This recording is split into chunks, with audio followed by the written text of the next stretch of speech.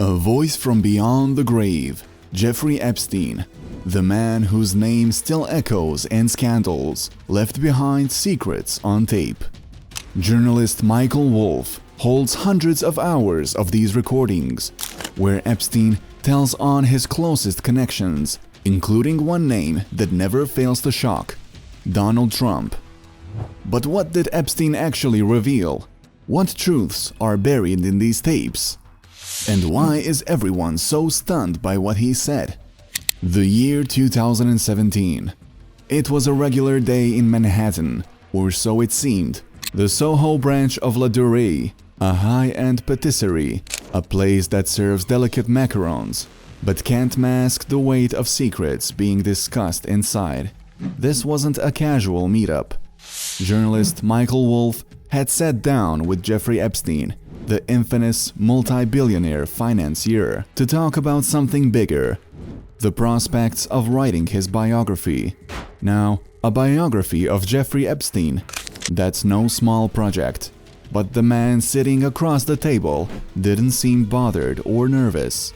Epstein had a kind of unsettling confidence, a nonchalance that made him eerily calm, even when everything in his life was spiraling.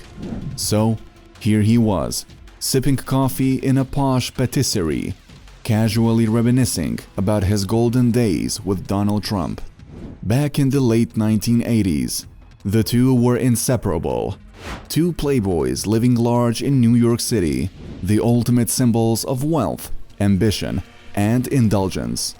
They partied together, they networked together, they shared far more than just cigars and cocktails. The two were engrossed in a competition. The goal? To see who could sleep with more women. A tape in the NBC archives of a Mar-a-Lago party shows Trump giving Epstein his personal attention. Donald! Donald! Donald! The footage, shot in November of 1992, before Trump opened the resort as a club. Their lifestyle, as Epstein described it, was the epitome of the era: money, women, status, and excess.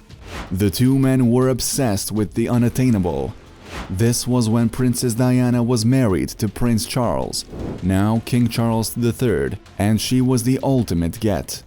In Epstein's words, both he and Trump believed they could, quote-unquote, sleep with any woman they wanted to, including a princess.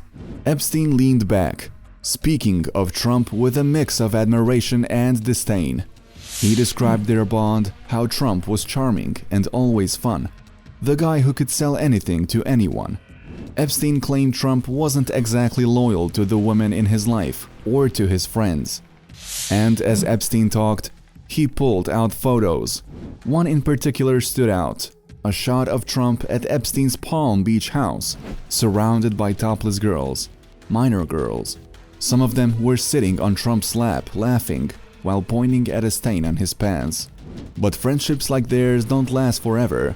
Eventually, the two men turned on each other. What happened next paints their fallout in an even darker light. Epstein told Wolff he was convinced Trump had turned on him. He claimed Trump was behind law enforcement's investigation into him back in 2005. Why? Because Trump knew about Epstein's activities with underage girls. He'd seen it all firsthand. Epstein even hinted that Trump's betrayal stemmed from his fear of the things Epstein knew about him. The bitterness between them reached its peak in 2004. Epstein wanted to buy the Maison del Amity, a luxury estate next to Trump's Mar-a-Lago. Suddenly, it wasn't just about the property. It became a bidding war, a final showdown between former friends. Trump won the estate and, at the time, kicked Epstein out of Mar-a-Lago after hearing about the allegations. And, just like that, the alliance was shattered. But Epstein didn't stop there.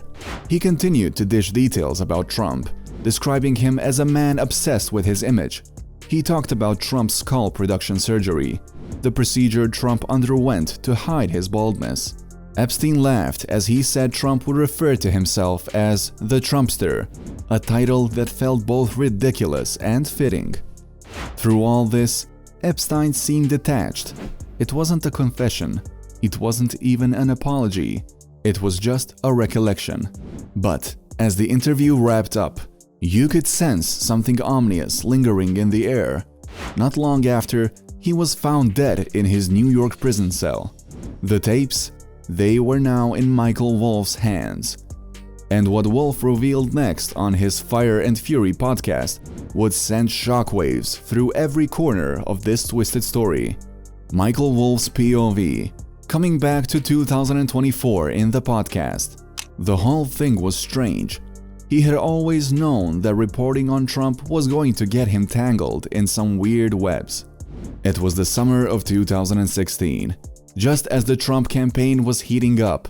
Trump, with a knack of stirring up trouble, was about to become the president of the United States. Yet, there he was, talking to Epstein, whose name was attached to some of the most disturbing scandals and rumors imaginable. But back then, he was still a free man, living in a lavish Manhattan mansion, untouched by the legal storm that would eventually swallow him whole.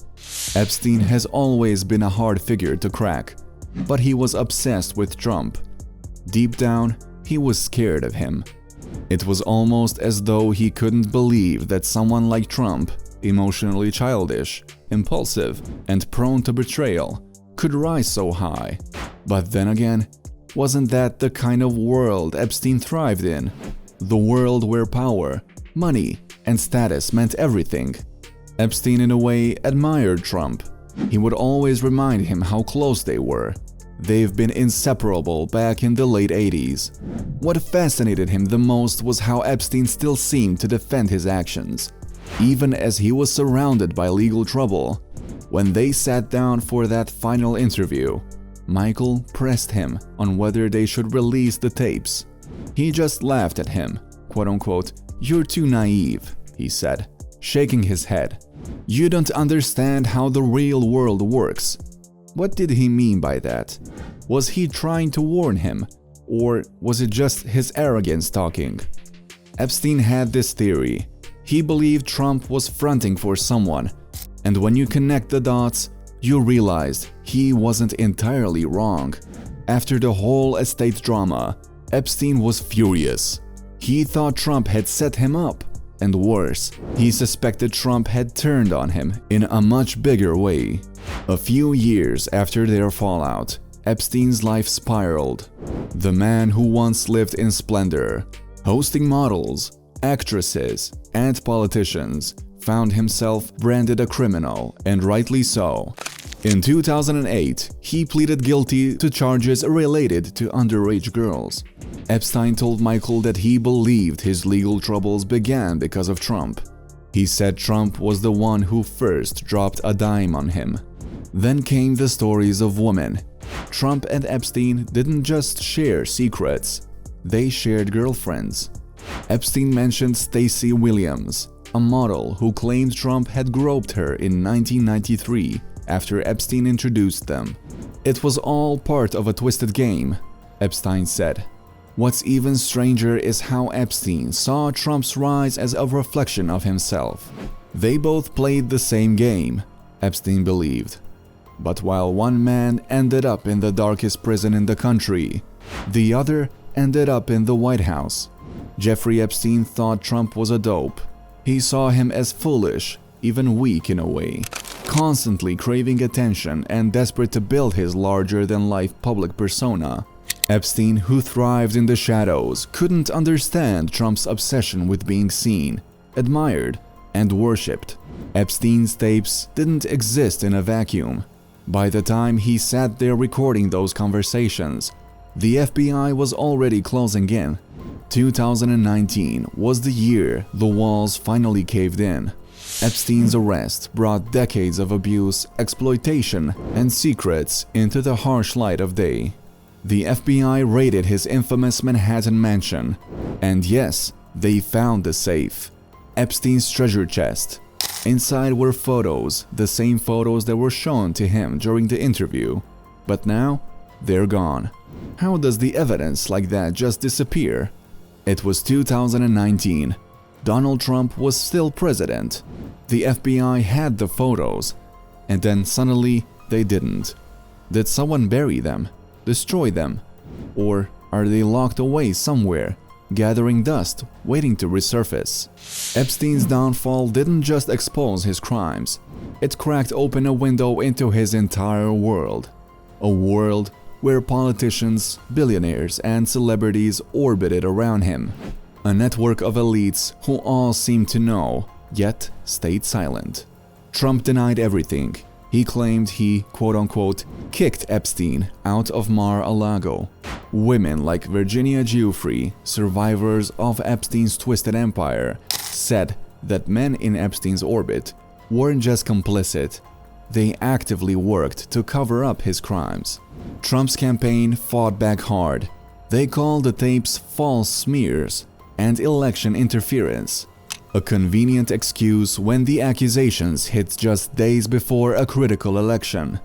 They doubled down, calling Michael Wolff a man who dared to pull back the curtain, a disgraced writer who fabricates lies to sell fiction books. In a world where everyone seems corrupt, where darkness hides in plain sight, the truth feels like a ghost, always there, but just out of reach. At the end of the day, we're still left with more questions than answers. How deep does this network go? And what secrets did Jeffrey Epstein take to his grave? How deep does this rabbit hole go? But what do you think? Let us know in the comments below. And if you enjoyed this video, don't forget to hit that like button and also subscribe to our channel for more.